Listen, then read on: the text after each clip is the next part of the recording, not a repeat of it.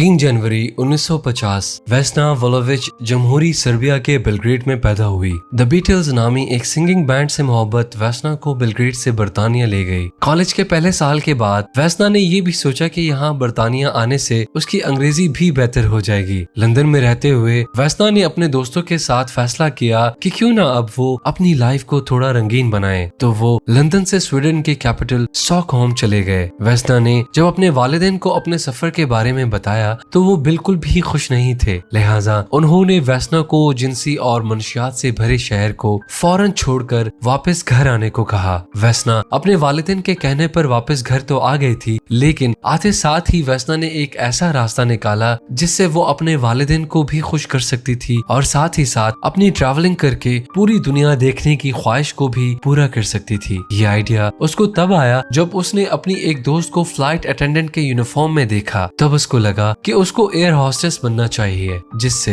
वो जब चाहे लंदन या स्टॉकहोम जा सकेगी। चुनांचे 1971 में 21 साल वेस्ना वोलोविच को युगोस्लाविया की कौमी एयरलाइन JAT में मुलाजमत मिल गई। एयरलाइन के लिए ये काम करते हुए पहला साल पूरा होने वाला था जब वो और उसकी क्रू साथी 25 जनवरी 1972 की सुबह कोपेनहेगन पहुंचे। उस दिन वेस्ना की कोई दूसरी फ्लाइट स्केड्यूल्ड नहीं थी, लेकिन एयरलाइन की टीम ने गलती से वेस्ना नामी दूसरी क्रू मेंबर की शिफ्ट वेस्ना के नाम से लगा दी थी, तो आखिरी चंद मिनटों में इस फ्लाइट के लिए वेस्ना को हटाकर वेस्ना की ड्यूटी लगा दी गई थी। वेस्ना बहुत खुश थी क्योंकि ये फ्लाइट डेनमार्क जाना थी और यही वजह थी वेस्ना की एविएशन फील्ड ज्वाइन करने की। फ्लाइट क्रू के पास पूरी दोपहर और अगले दिन की सुबह थी। वेस्ना चाह रही थी कि कुछ सैरो तफरी करे, लेकिन उसकी क्रू साथी ने शॉपिंग पर जाने का इसरार किया। हर कोई अपनी फैमिलीज के लिए कुछ न कुछ खरीदना चाहता था। वेस्ना के मुताबिक उसको फीलिंग्स आ रही थी कि कुछ न कुछ अनयूजुअल होने वाला है, क्योंकि बजाय सैरो तफरी पर जाने के मैं ना चाहते हुए भी शॉपिंग पर चली गई। फिर भी उसको ऐसा लगने लगा कि कुछ खौफनाक होने वाला है, लेकिन उसने इस बारे में अपनी क्रू साथी के साथ बिल्कुल भी बात नहीं की।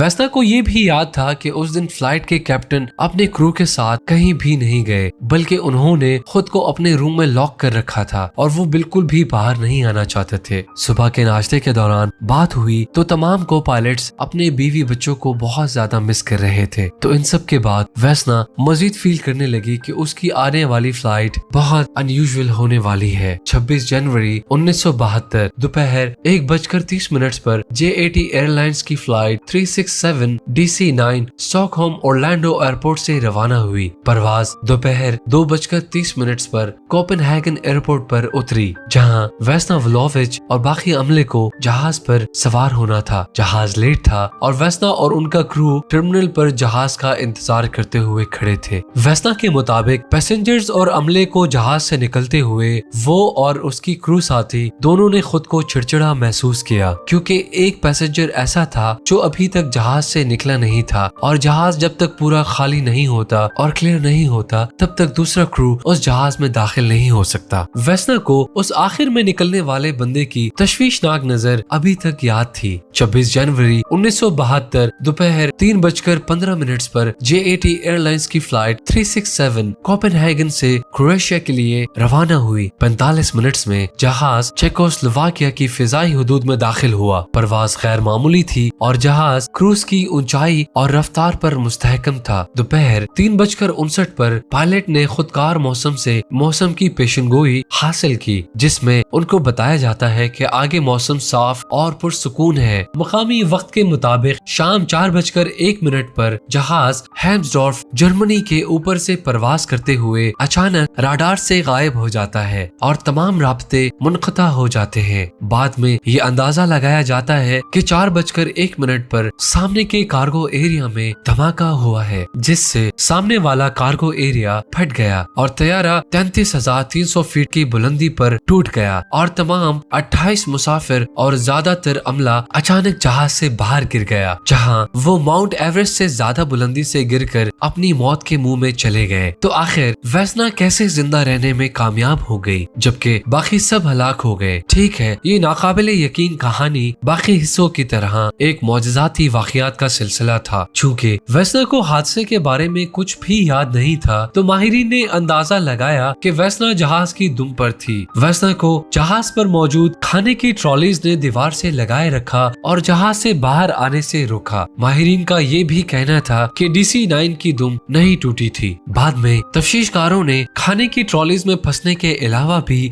एक वजह दरियाफ्त की जिसने मौजूदाती तौर पर अपना किरदार अदा किया। वेस्ना के मौलजी ने दरियाफ्त किया कि वेस्ना का ब्लड प्रेशर गैर मामूली तौर पर कम था, जिसकी वजह से वेस्ना की जान बच गई, क्योंकि कम खून के दबाव की वजह से उसका कैबिन से निकलकर दिल फटने से बच गया। वेस्ना ने भी बाद में एतराफ किया कि वो जानती थी कि उसका ब्लड प्रेशर कम था और वो ये भी जानती थी अगर टेस्ट में उसका ब्लड प्रेशर कम होता तो वो अपने फ्लाइट अटेंडेंट का एग्जाम पास नहीं कर सकती थी। इसीलिए उसने टेस्ट देने से पहले काफी कॉफी पी ली थी, जिससे उसने बआसानी फ्लाइट अटेंडेंट का फिजिकल टेस्ट पास किया था। जहाज के गिरने के फौरन बाद वहाँ एक मकामी देहाती ब्रूनो जाए हादसा पर पहुंचा। जब उसने वहाँ पहुंचकर देखा तो जहाज के टुकड़े और दर्जनों लाशें थी, लेकिन उन बेजान लाशों के दरमियान ब्रूनो ने एक खातून की आवाज सुनी जो दर्द से चीख रही थी, और वो वेस्ना थी जो अपने फिरोजी यूनिफॉर्म में खून से ढकी हुई थी। ब्रूनो के मुताबिक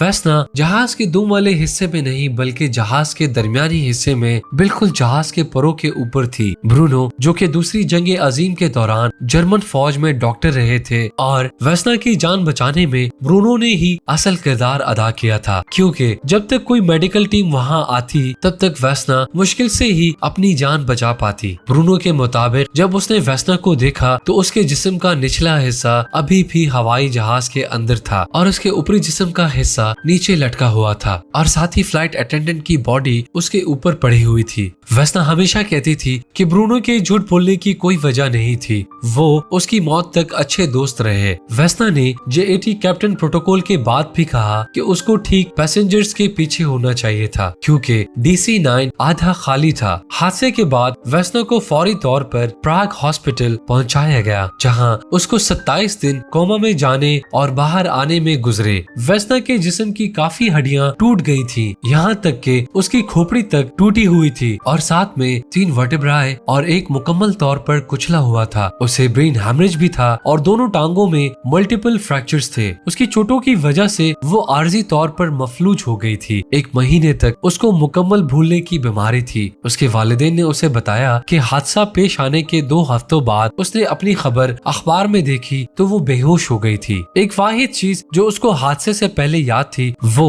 अपने पैसेंजर्स को सलाम करना थी। दूसरी चीज जो उसको याद आई वो उसके अपने वालिदैन को ठीक 1 माह बाद हॉस्पिटल के रूम में पहचानना था। 12 मार्च 1972 तक वो प्राग के एक हॉस्पिटल में जेरे इलाज रही, जिसके बाद उसको बेलग्रेड ले जाया गया। इस दौरान उसे सोने में मदद करने के लिए एक दवाई की पेशकश भी की गई, जिसको लेने से वेस्ना ने इनकार कर दिया था। वेस्ना ने बताया कि वो परवाज करने से नहीं डरती, क्योंकि उसे हादसे के बारे में कुछ याद ही नहीं था। वेस्ना की हॉस्पिटलाइजेशन जून 1972 तक जारी रही, जिसके बाद वो मोंटेनेग्रो का सफर करके समंदर के किनारे एक रिजॉर्ट में सेहतयाब हुई, जहां उसके डॉक्टर्स हर 2-3 दिन बाद उसका दौरा करते थे। टूटे हुए वर्टेब्रा की वजह से वेस्ना कमर से आर्जी तौर पर मफलूज हो गई थी। तकरीबन 10 महीने तक वेस्ना चल नहीं सकती थी और कई डॉक्टर से इलाज करने के बाद उसने चलने फिरने की सलाहियत हासिल की, लेकिन वो सारी जिंदगी लंगड़ी रही, क्योंकि उसकी रीढ़ की हड्डी को मुस्तकिल तौर पर नुकसान पहुंचा हुआ था। मजमूई तौर पर उसने सेहतयाब होने में 16 माह गुजारे। वेस्ना ने 2008 में एक इंटरव्यू में बताया कि उसकी इतनी लंबी उम्र गुजारने की उम्मीद किसी को भी नहीं थी और उसने अपनी सेहतयाबी की वजह अपनी जिद को करार दिया। सितंबर 1972 में वेस्ना ने दोबारा से फ्लाइट अटेंडेंट के तौर पर काम करने की ख्वाहिश जाहिर की, लेकिन JAT एयरलाइंस ने महसूस किया कि वेस्ना की फ्लाइट पर मौजूदगी बहुत ज्यादा पब्लिसिटी को अपनी तरफ मुतवज्जा करेगी, लिहाजा उसके बजाय उन्होंने उसको फ्रेट कॉन्ट्रैक्ट्स के डिपार्टमेंट डेस्क जॉब दी। अफसोस के साथ वेस्ना के वालिदैन हादसे के कुछ ही सालों बाद चल बसे। 1977 में उसने एक मैकेनिकल इंजीनियर निकोला ब्रेका से शादी कर ली, लेकिन अफसोस वो कभी बच्चे पैदा करने के काबिल नहीं रही थी। 1985 में Guinness book of world records ने उनकी 33,300 फीट की बुलंदी से पैराशूट के बगैर गिरकर बच जाने को आलमी रैकेट तस्लीम किया। डेस्क जॉब लेने के 18 साल बाद वेस्ना ने